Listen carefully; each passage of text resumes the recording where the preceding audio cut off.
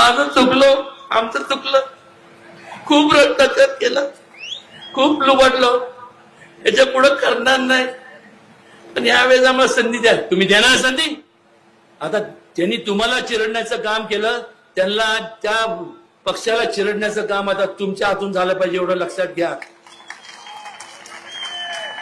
असं नाही ना, आपण इथं जशाच तसं म्हणून म्हणत नाही, पण ह्या लोकांची लायकी तरी आहे का लोकांसमोर जाऊन कुठल्या तोंडाने जाणार? काम न करता मला मत द्या, आणि मग लोक म्हणतात नाही त्यांना सहानुभूती मिळते. वा, अशा प्रकारची सहानुभूती हे काय करणार? असं करणार? बघू आता देवेंद्रजींना तर थोडस दाखवतो, त्यांना तरी वाटतंय का मला सहानुभूती? माझं चुकलो, आमचं चुकलं, खूप भ्रष्टाचार केला, खूप लुबाडलो, याच्या पुढे करणार नाही. पण यावेळेस आम्हाला संधी द्या. तुम्ही देणार संधी?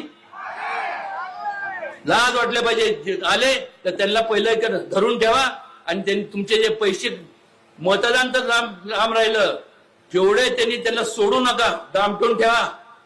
जोपर्यंत ते तुमचे पैसे परत करत नाही तोपर्यंत तिथं त्यांची व्यवस्थित खातेदारी करा.